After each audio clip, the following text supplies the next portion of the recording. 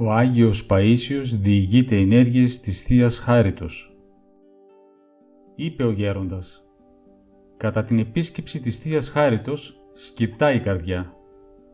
Μια φορά προσευχόμουν επί 14 ώρες συνέχεια και αντί να κουράζομαι είχα μία αγαλίαση, μία χαρά.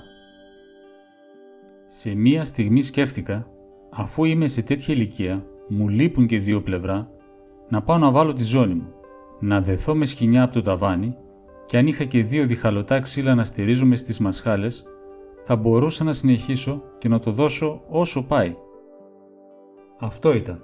Μόλις έκανα το λογισμό, σωριάστηκα κάτω και βγήκε τότε όλη η κούραση. 1/4 έμεινα ακίνητος κάτω. Σαν να μου έλεγε ο Θεός ότι η χάρις μου είναι που σε κρατάει και όχι η ζώνη. Και να πεις ότι ο λογισμός ήταν αμαρτωλός ή είχε εγωισμό. Σκέφτηκα, αφού είμαι σε αυτήν την κατάσταση σωματικά, ας προσέξω. Πόσο μάλλον ένας υπερήφανος λογισμός θα έδιωχνε τελείως τη χάρη. Πόσο λεπτή είναι η πνευματική ζωή και πόση προσοχή χρειάζεται.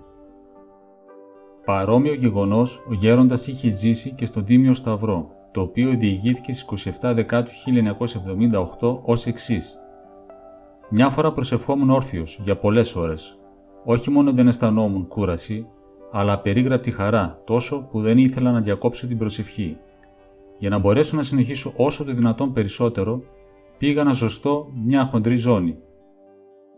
Δεν μπόρεσα όμως να την πάρω και σωριάστηκα κάτω τελείως, σαν κουβάρι.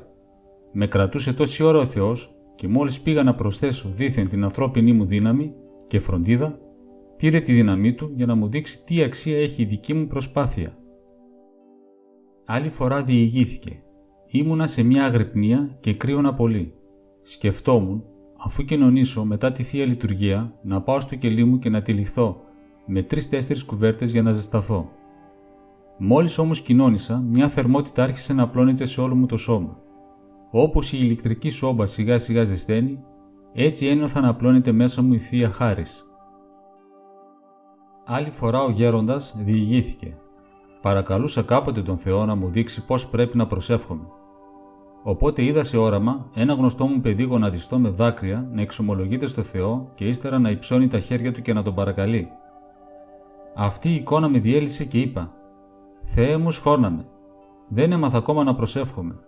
Γι' αυτό η προσευχή καλό είναι να αρχίζει με εξομολόγηση γενικά της ζωής μας και μετά αίτηση, στην οποία να υπάρχει και δοξολογία και ευχαριστία». Στις 26 Μαρτίου 1984 συνέβη στο γέροντα ένα γεγονός που το διηγήθηκε μετά από λίγες ημέρες ως εξής. Ενώ προσευχόμουν αντικρίζοντας την εικόνα του Χριστού, κάτι ένιωσα μέσα μου και πέφτοντας στο πάτωμα είπα: «Χριστέ μου, ευλόγησέ με». Και αμέσως αισθάνθηκα μια ευωδία για πολλή ώρα να γεμίζει όλο το κελί μου. Ακόμη και ένα χαλάκι γεμάτο χώμα που είχα και αυτό ευωδίαζε. Έμεινα γονατιστός και ασπαζόμουν και αυτό το χαλάκι με τις σκόνες.